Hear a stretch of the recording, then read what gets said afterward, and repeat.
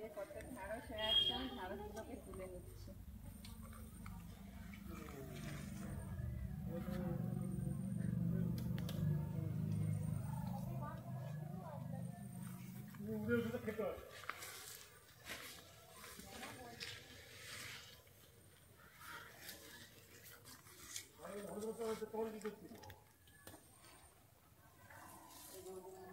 আমি এইভাবে সব ঢ্যাঁড়সগুলোকে তুলে নেব।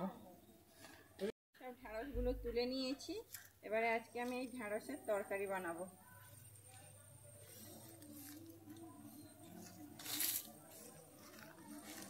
কুকিং ওটিকাতে আপনাদের সবাইকে স্বাগত জানাই। আশা করি আপনারা সবাই ভালো আছেন।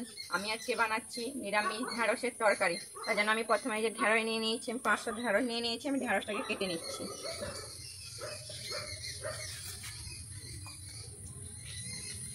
আমি ঢ্যাঁড়সটাকে এইভাবে দুটো ভাগে কেটে নেব।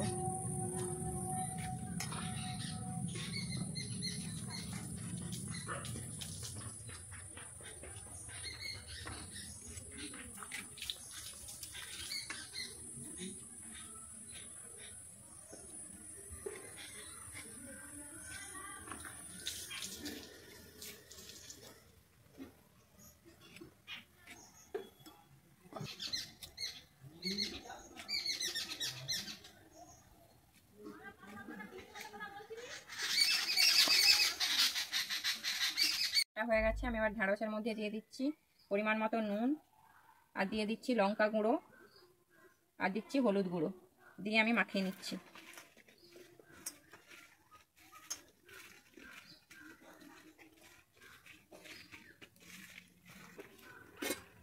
আমার মাখানো হয়ে গেছে। আমি এবারে 2 চামচ পোস্ত আর 1 চামচ কালো সর্ষে আমি একটু নুন দিয়ে দিচ্ছি, আর দিয়ে দিচ্ছি আমি এখানে 3টা কাঁচা লঙ্কা। 3টা কাঁচা লঙ্কা দিয়ে আমি এটাকে বেটে নিচ্ছি। সর্ষে, পোস্ত আর কাঁচা লঙ্কাটা বেটে নিচ্ছি। হয়ে গেছে, আমি তুলে নিচ্ছি মশলাটাকে। কড়া বসিয়ে দিয়েছি। আমি কড়াইতে তেল দিয়ে দিচ্ছি। আমার তেলটা গরম হয়ে গেছে। আমি এবার ঢ্যাঁড়সগুলোকে ভেজে নিচ্ছি।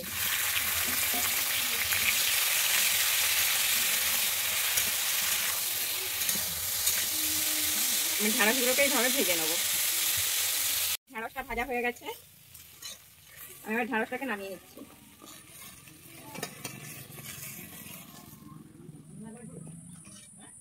আমি কড়া বসিয়ে দিয়েছি। আবার কড়াইতে আবার তেল দিয়ে দিচ্ছি।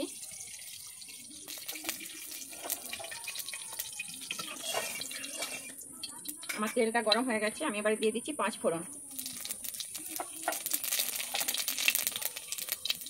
আমার 5 ফোড়নটা হয়ে গেছে।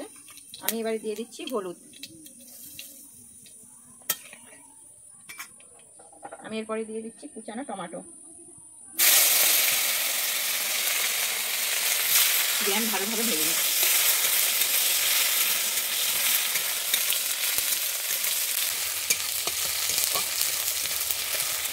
আমার টমেটোটা ভাজা হয়ে গেছে। আমি এর মধ্যে দিয়ে দিচ্ছি সর্ষে, পোস্ত আর কাঁচা লঙ্কাটা যে বেটে নিয়েছিলাম ওইটা আমি দিয়ে দিচ্ছি। দিয়ে আমি ভালোভাবে একটু কষিয়ে নিচ্ছি।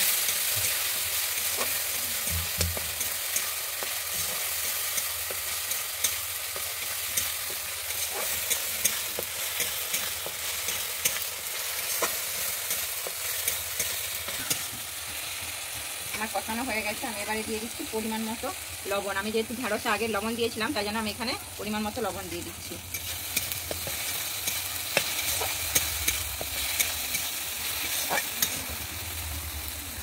আমি যে ভেজে রেখেছিলাম ঢ্যাঁড়সটা ওইটা এবারে দিয়ে দিচ্ছি।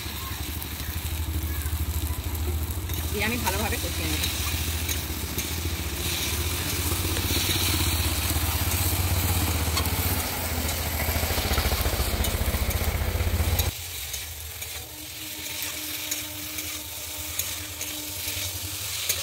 মশলার সঙ্গে ভালোভাবে কষানো হয়ে গেছে।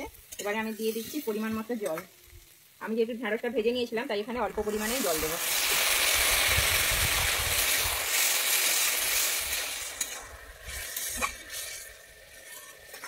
এবারে আমি দিয়ে দিচ্ছি চেরা কাঁচা লঙ্কা 3টা।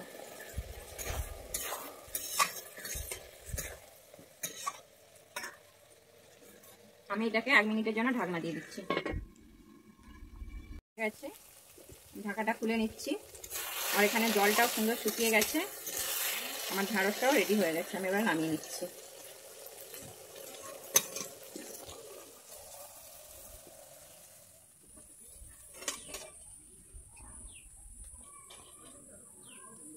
আমার রেডি হয়ে গেছে নিরামিষ ঢ্যাঁড়স দিয়ে পোস্তর তরকারি।